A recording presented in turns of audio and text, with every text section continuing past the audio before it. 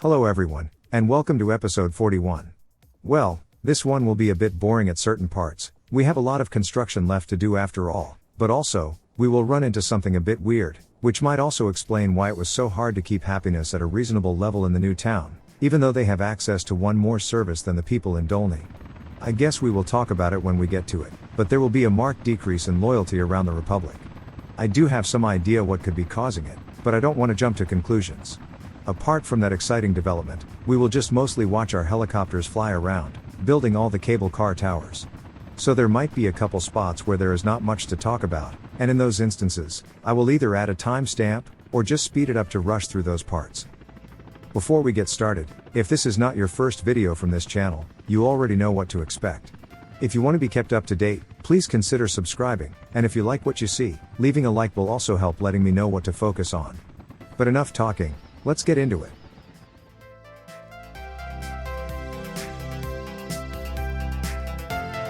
Here comes the first construction material delivery. And it's steel. Good.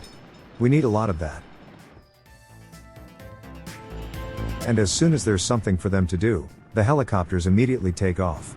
They better not dawdle, they have a lot of flying to do until things are done around here. While the big towers don't need a foundation, the small ones do, and as a result, they need concrete in their construction. So we cannot complete this place without finishing this bus stop, and boot up the concrete plant.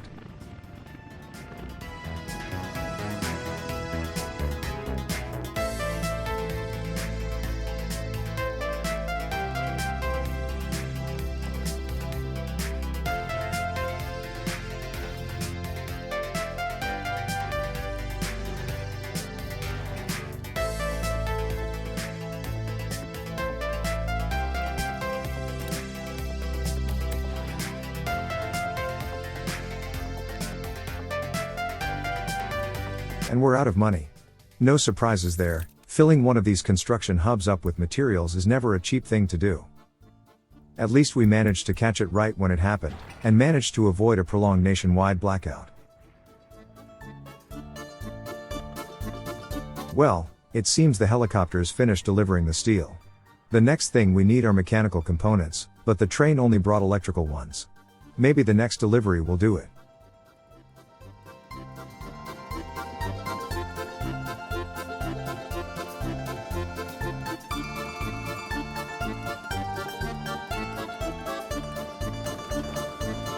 There it is. Time for the next swarm. And the bus stop is done too. The distance to the town is a bit longer than usual, so we will use 8 microbuses to ensure continuous staffing in the 2 production plants. We will of course do it in 2 batches, since we only have 4 free spots in the road depot.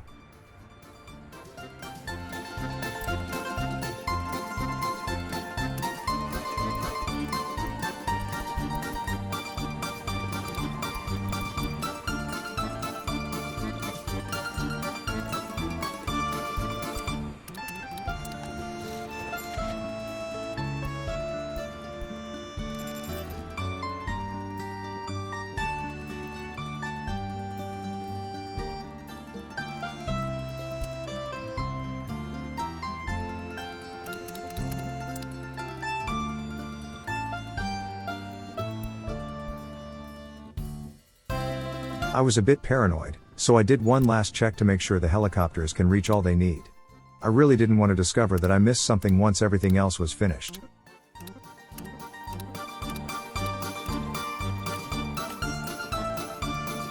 Well, it seems I forgot to give this open storage a road access. I'd rather not leave this up to the helicopters, they are busy enough as it is. It's better if road vehicles dealt with the construction.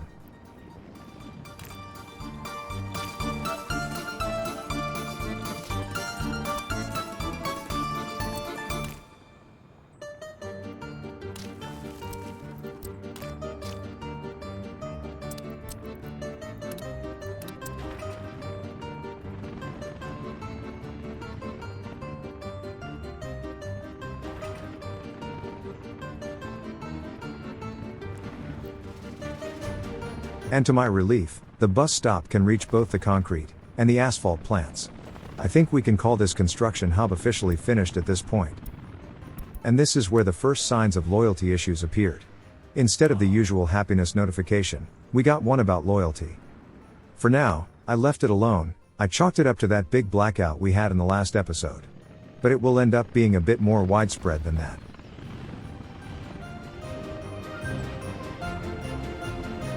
While I was looking at the concrete plant, I was reminded that there is still one thing missing from this setup. The local garbage collection. It's all nice and well that we take the waste down from the mine to the pickup station, but the other facilities also need emptying.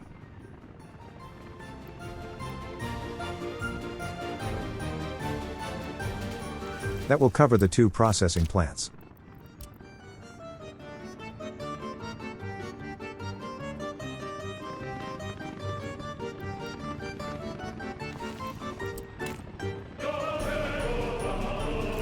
And that should take care of the steel mill. Now we just need a service garage, and we should be set. I didn't add one collection point for the hub facilities. That place is super cramped already, so I want to see how things go without one. These industrial containers can hold a lot more than the residential bins anyway. But hey, it seems the concrete production is working. We have helicopters picking that stuff up, and taking it over to the small cable car towers. Which I find a bit weird, to be honest. The small towers need a foundation, but not the big ones. If I had to make this distinction myself, I would have gone the other way around. I would expect the heavier steel structures to require more ground support. Oh well. Anyways, here I decided to add a second train to the passenger line going to the steel mill. We had a couple unemployment notifications not too long ago, and I would like to keep that to a minimum.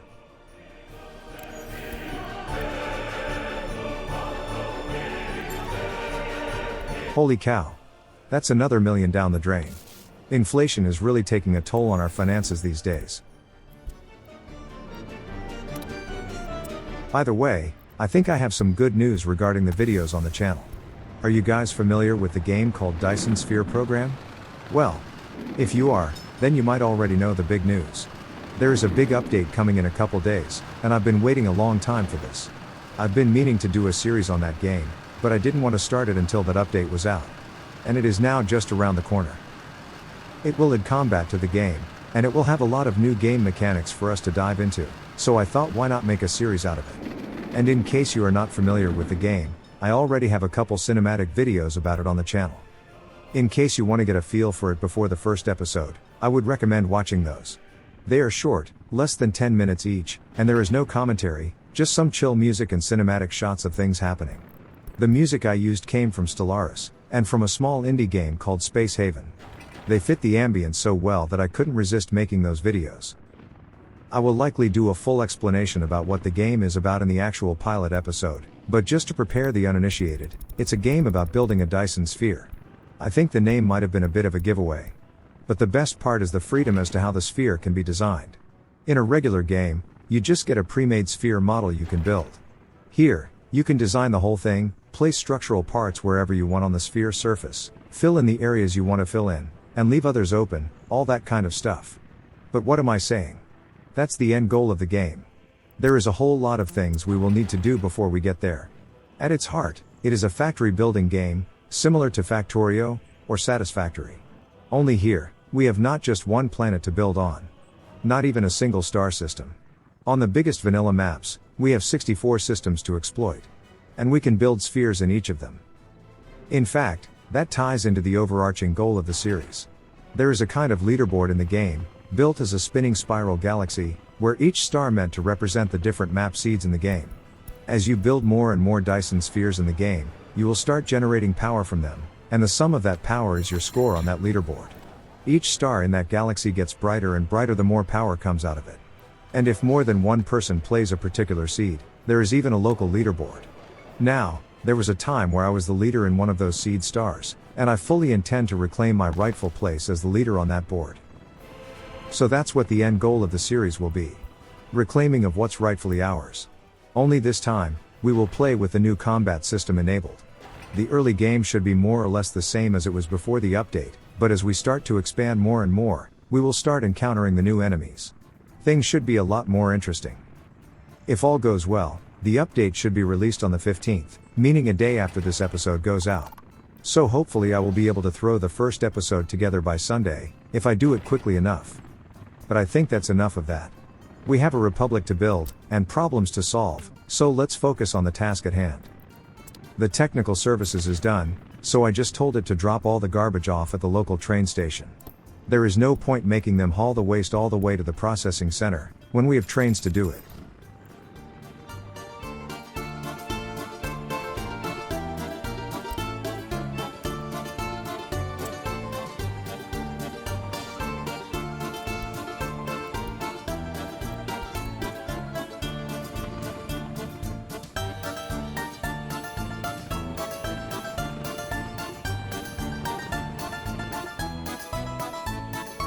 As expected, we have workers going to build the cable car towers now. We have the materials delivered for the big ones already, so it's good to see things going as planned. Also, it seems the mining outposts are being built too. Good. These will take even longer than the towers, the mines require a notorious amount of digging to complete. Anyways, I decided to start tackling the loyalty problems here. First, I decided to expand the sports facilities around the town, so people have more options, not just that single indoor facility.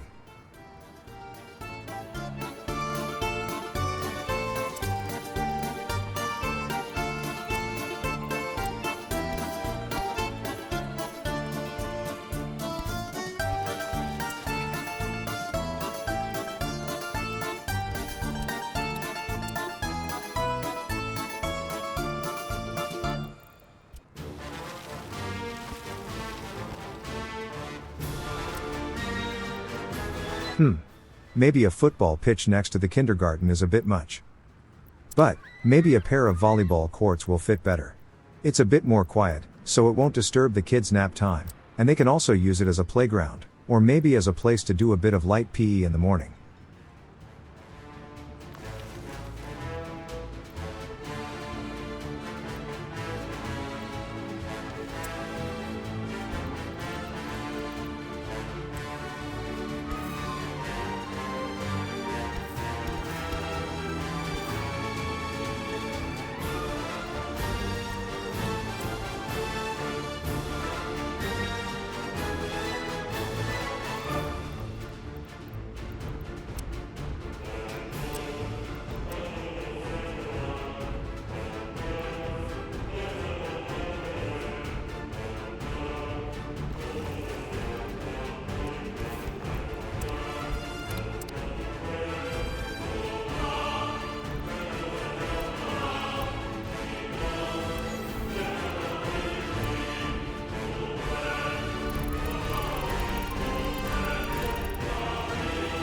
Whoa.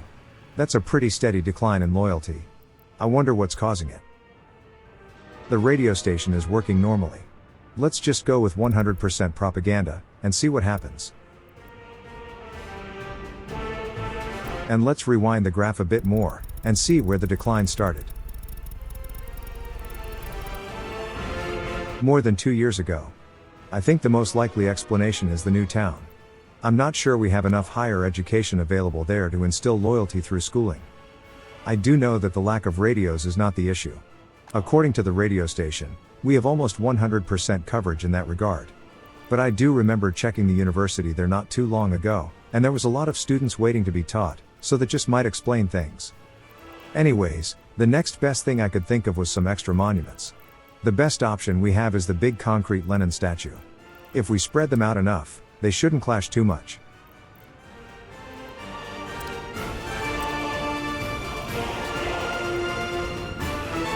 The only downside to them is their very short range. They are pretty miserable in that department, only 90 meters overall.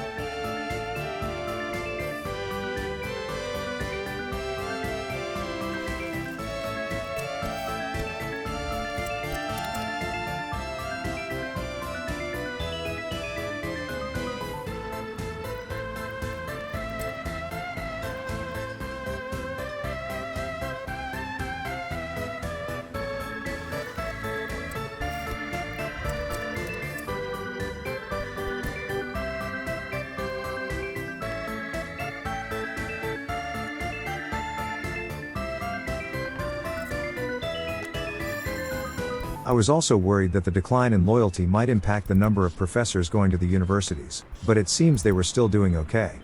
But just in case, I did lower the loyalty threshold, just in case.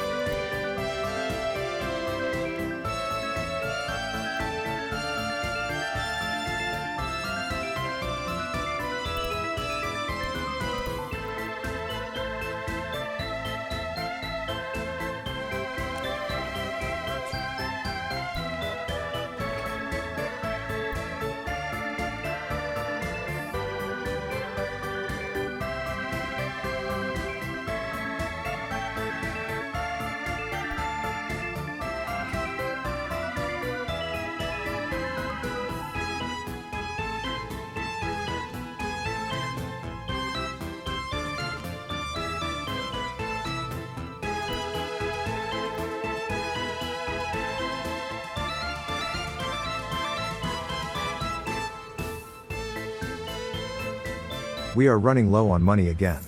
This time, however, I think we can just renew our old loans, no need to take out another full one.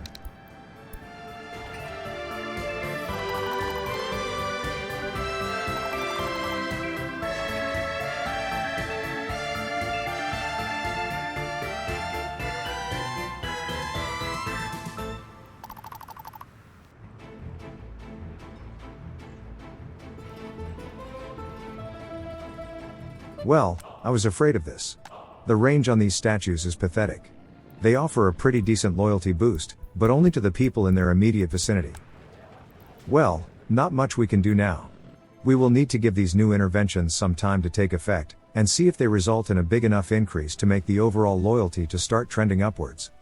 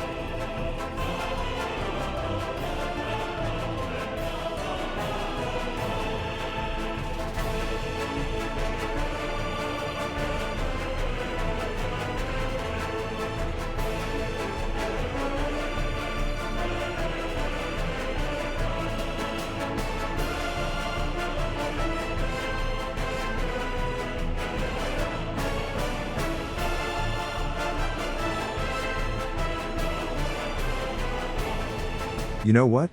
I think we can leave this particular mining outpost up to the road-based construction offices. We have a road leading up to this place, so there is no point forcing the helicopters to do it. And we might as well deal with the rail signals now. First, let's place down a construction crossing at the last junction.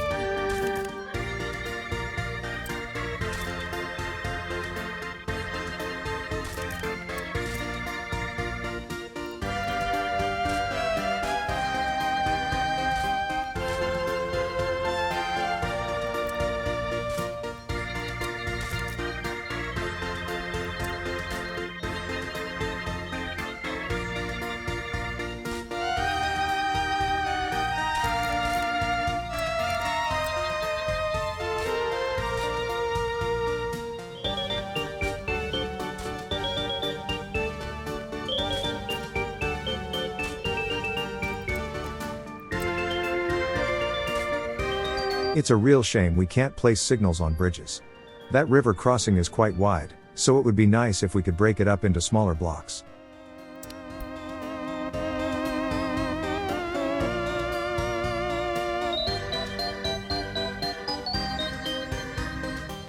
I don't really mind helicopters delivering materials and machinery for the mine construction, but I would prefer to use buses for the workers.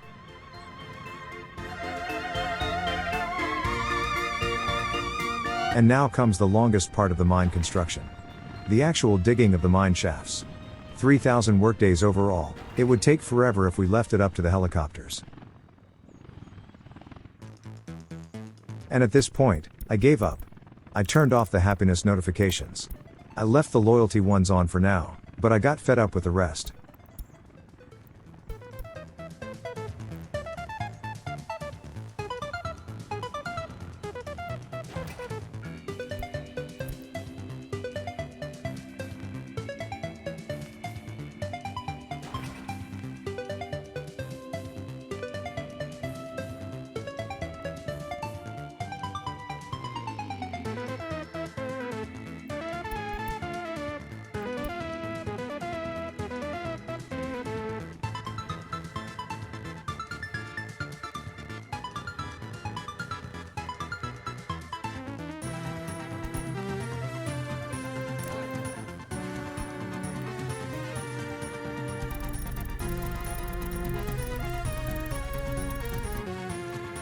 Okay. It seems we have a slight upward trend in loyalty again. But I can already tell that the only real solution to this problem will be the construction of a proper radio and TV station. The small one we use right now just isn't up to the job. I also realized that I didn't set loyalty requirements for the radio presenters. That's kind of important. How can you spread our glorious message if you don't believe it yourself?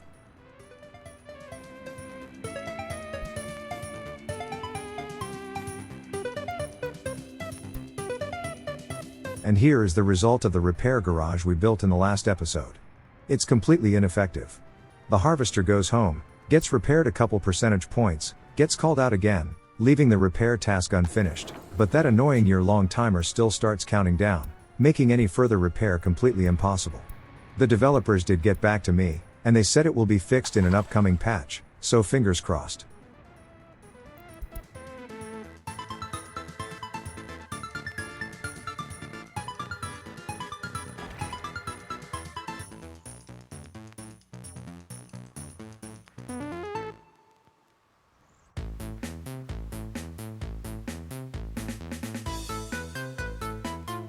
Given how long it takes to build the coal mine, I am tempted to build a small road coming up to this place too, just to speed up the process. I won't do it today, but I am very likely going to do it in the future.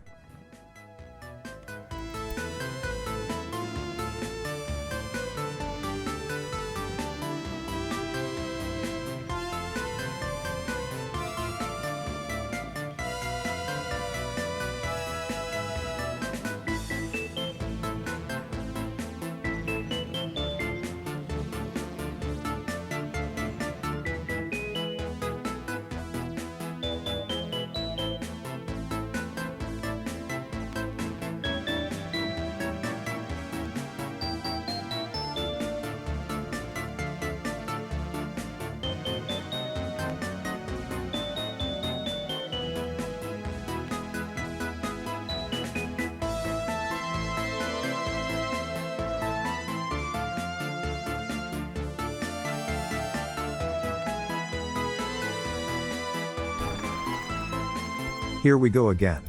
You know the drill. Pump jack collapsed. Only, it says it was due to inadequate maintenance.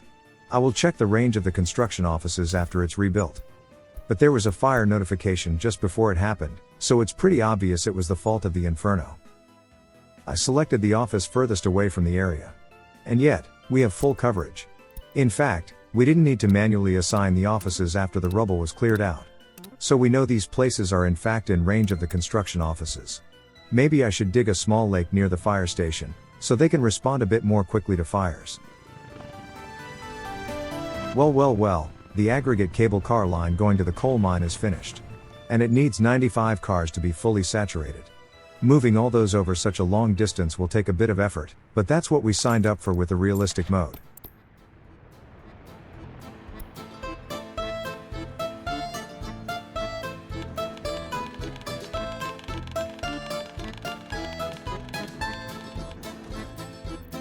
Now we just tell these open hull trucks to start moving them over to the steel mill.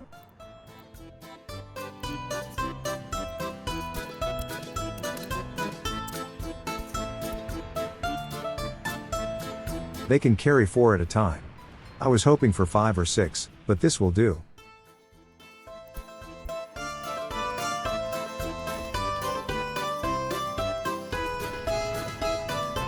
We might as well put the rest of the towers to high priority, so we can check how many cars we need on the other line.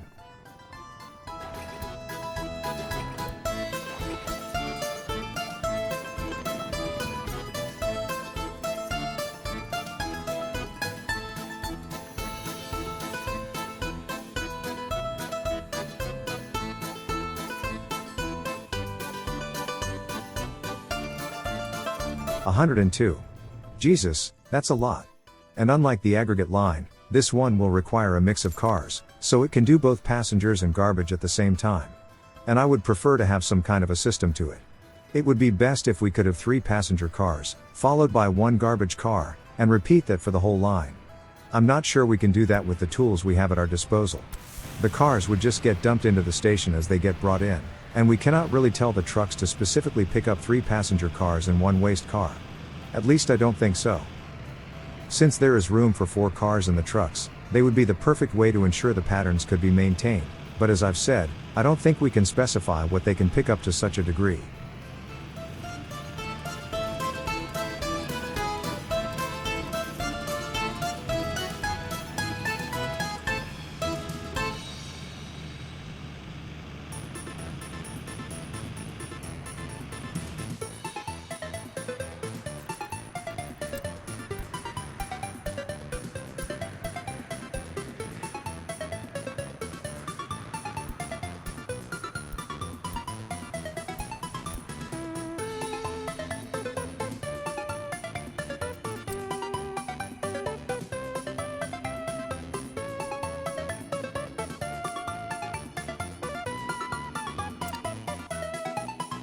Well, I did want to at least finish moving the aggregate cars over in this episode, so I bought 4 more trucks to do the job.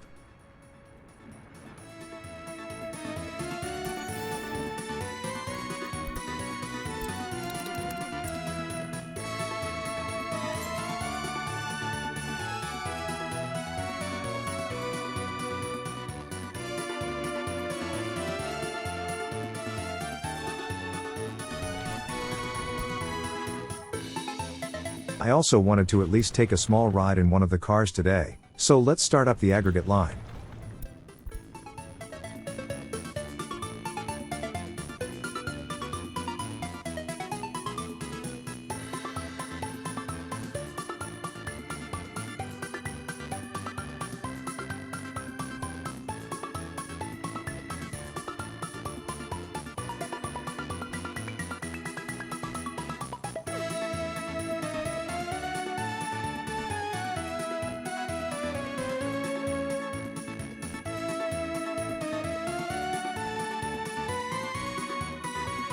It will be a lot more impressive once we have a constant stream of coal going back toward the processing plant, and have a continuous flow of cars going back and forth.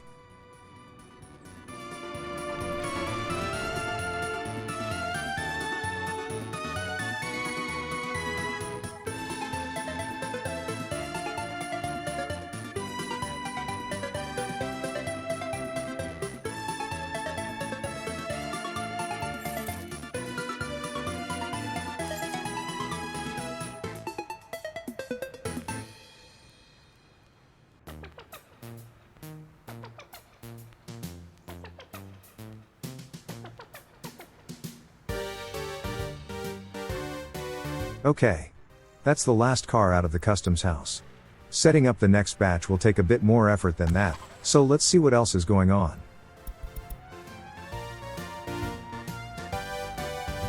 At this point, I am out of options regarding the farm vehicle maintenance. It's obvious that it was designed with seasons in mind, so not much we can do at this point, except wait for that promised fix from the developers. We can only hope that it will deal with it.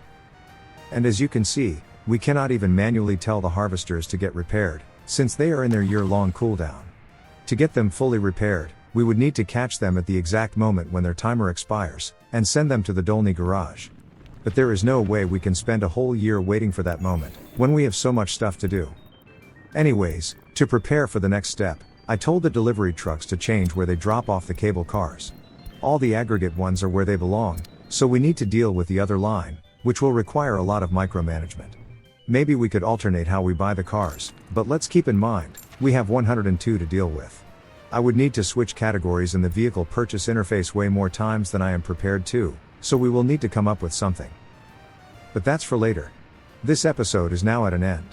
We managed to finish the coal mine outpost, including the cable car lines going to it, so we only need to deal with the iron mine, which requires way less effort, since the distance is much shorter on that one. After that, we just need to deal with the cars, and we can call this place pretty much good to go.